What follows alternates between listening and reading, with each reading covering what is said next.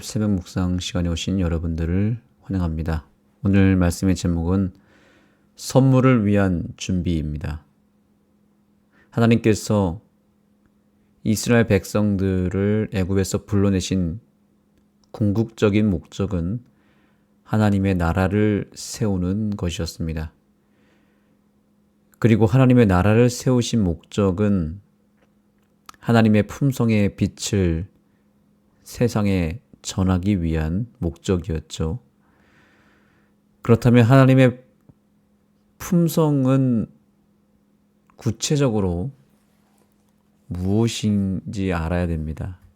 하나님의 품성이라고 했을 때의 그 의미가 조금은 추상적일 수 있습니다. 하나님께서 그분의 품성을 세상에 전하고자 했던 이유는 그것이 이 세상을 움직이게 하는 통치 원리였고 그것이 행복의 근원이 되었기 때문입니다.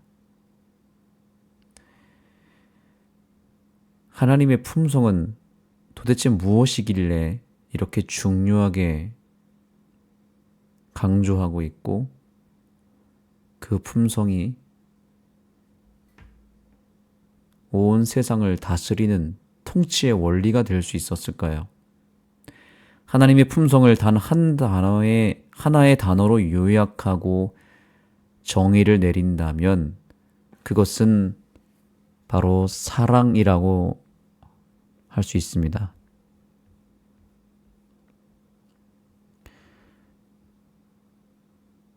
성경에 보면 이런 말씀이 있습니다.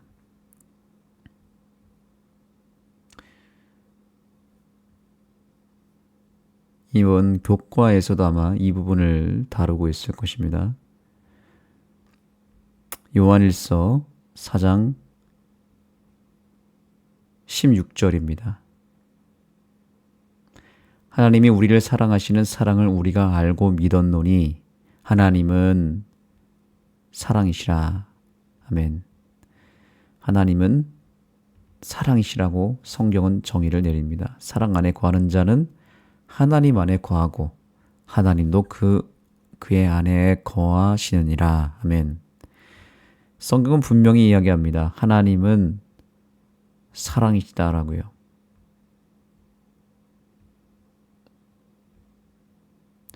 그래서 교과의 저자는 이렇게 얘기합니다. 사랑은 참으로 하나님의 율법의 모든 것이다. 하나님은 사랑의 하나님이시기 때문이다. 그래서 하나님의 품성을 이야기할 때 우선 하나님의 존재가 어떤지를 알아야 되는데 하나님은 사랑이시다라는 것이죠. 그래서 여기 이 표를 통해서 다시 설명합니다. 하나님의 품성은 곧 무엇입니까? 그것은 사랑입니다. 특별히 여기서 말하는 사랑은 그 유명한 아가페 사랑입니다. 아가페라고 하는 헬라어 단어로 쓰여졌습니다. 이 아가페 사랑은 어떤 사랑이냐면 어머니가 자식을 할 때 사랑하는 사랑은 아가페 사랑이라고 표현하죠. 사람과 사람 사이의 사랑은 세 가지로 나눌 수 있다고 합니다. 친구의 우정을 표현할 때는 필레오라고 하는 단어를 사용했다고 합니다. 그것은 사람의 우정, 우리가 이웃과의 우정, 친구와의 우정을 나타낼 때는 필레오 사랑입니다. 그리고 남자와 여자의 사랑, 남녀 간의 사랑은 에로스라고 하는 표현을 씁니다. 그래서 이것은 남녀 간의 사랑입니다. 그런데 유일하게 어머니와 자식의 사랑을 표현할 때는 아가페 사랑이라고 표현했고 그 아가페 사랑을 하나님은 주로 그 단어를 사용하십니다. 그래서 하나님과 관련된 사랑이 나타날 때에는 아가페 사랑을 사용했습니다. 이 아가페 사랑의 특징은 무엇이냐면 전적으로 이타적이고 무화적인 자아희생적 사랑을 말합니다.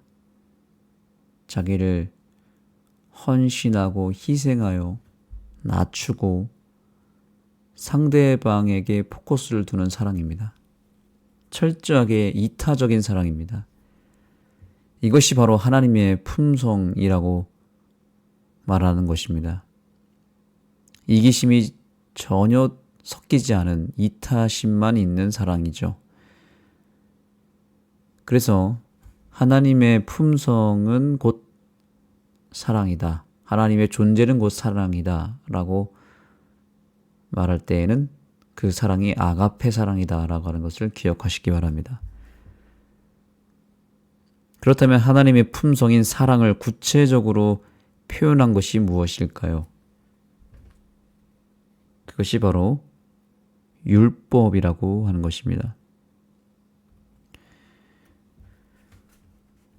자, 여기 로마서 13장을 보겠습니다.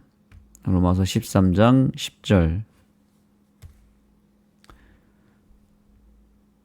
사랑은 이웃에게 악을 행하지 아니하나니 그러므로 사랑은 율법의 완성이니라 라는 말씀을 성경에서 우리가 발견할 수 있습니다. 사랑은 율법의 완성이니라. 정말 놀라운 말씀이고 어떻게 성경이 이런 부분을 다루고 있는지 신기할 따름입니다. 사랑에 대해서, 율법에 대해서 아주 명확하게 우리에게 제시해주고 있습니다. 이것이 얼마나 중요했다면 사랑을 정의할 때 이렇게 율법이라고 하는 것과 연결시킬까요? 그러면 아까 성경절과 이 성경절을 두 개를 연결한다면 어떻게 될까요? 하나님은 사랑이시고 그 사랑은 율법으로 연결시킬 수 있겠죠.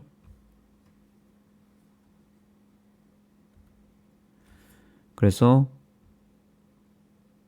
이렇게 볼 수 있습니다. 하나님은 사랑이시고 그 사랑은 구체적으로 율법으로 표현되었다.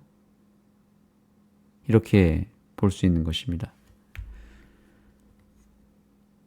하나님의 품성은 사랑인데 그것이 곧 율법으로 표현된 것이고, 그래서 선지자와 왕이라고 하는 책에 보면 선지자와 왕 596페이지에는 하나님의 율법은 당신의 품성의 사본이다 라고 표현하고 있습니다. 품성의 사본.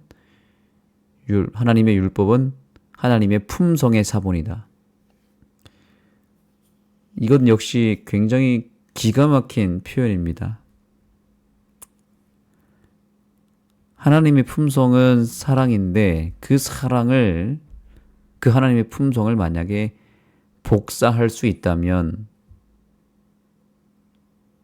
그것이 당연히 불가능하죠. 어떻게 그런 하나님의 고귀한 사랑을 복사기에다 복사할 수 있겠습니까? 그러나 이 표현은 우리의 이해를 돕기 위한 은유적 표현이죠.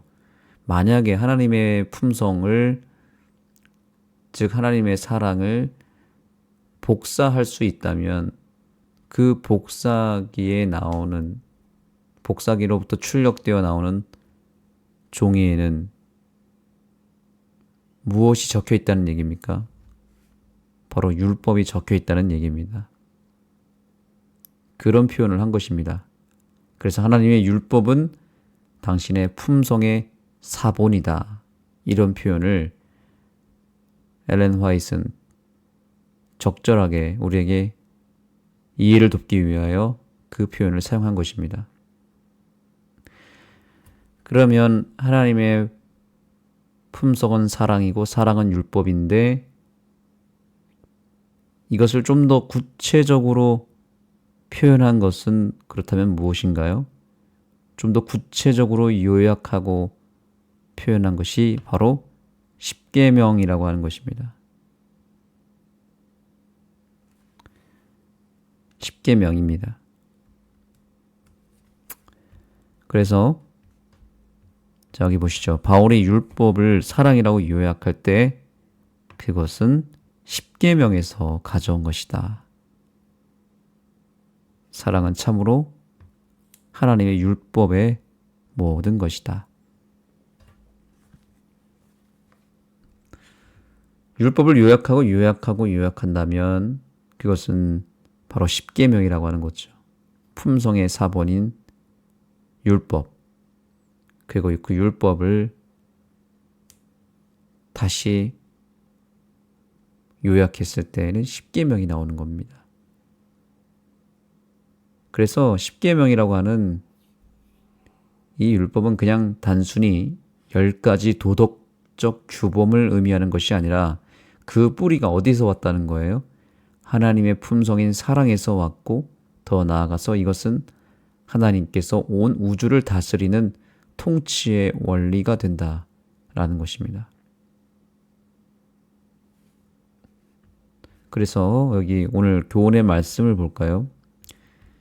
십계명은 하나님의 계시와 성경의 윤리의 핵심이며 모든 인류를 위한 거룩한 규범의 본질과 기초이다. 그 원리는 사랑이며 이것은 영원하고 온 세계에 이른다. 십계명은 너무나 그 의미가 크고 방대합니다. 그리고 그 역할은 상상을 초월합니다. 그 원리가 어떻다고요? 사랑이며 이것은 영원하고 온 세계에 이른다. 온 세상을 다스린다는 거죠. 통치의 원리이기 때문이죠. 그래서 이 십계명을 우리는 매우 중요하게 받아들여야 됩니다. 이것이 얼마나 중요했으면 하나님께서 2번씩이나 직접 손으로 돌판에다 기록할 정도였습니다. 이 십계명을 우리는 모든 민족과 모든 나라를 다 초월한 본질 중에 본질이고 행복의 원리이며 성경의 핵심이라는 것을 기억해야 됩니다. 만약에 성경 66권 가운데서 가장 중요한 장을 선정하라고 한다면 물론 다 중요한 말씀이지만 그 중에서 한 장만을 선택해야 된다면 바로 출애굽기 20장을 선택해야 된다는 뜻입니다. 성경의 핵심은 결국 사랑이고 그 사랑을 아주 집약적으로 엑기스만 뽑아서 표현한 것이 십계명이기 때문에 출애굽기 20장, 바로 십계명이 기록된 그 장을 우리가 선택해야 될 것입니다. 성경의 핵심 중의 핵심이고 성경의 주제입니다. 그래서 우리가 이 십계명을 깊이 연구하고 십계명 하나만을 잘 붙들어도 우리의 신앙에 많은 축복을 받게 될 것이고 성경의 모든 약속들을 끌어올 수 있는 특권을 누리게 될 것입니다. 그래서 이번 한 주일 동안 우리는 이렇게 십계명의 말씀을 계속해서 살펴보게 되는 것입니다. 자, 그래서 우리가 월요일 교과까지 살펴보았는데요.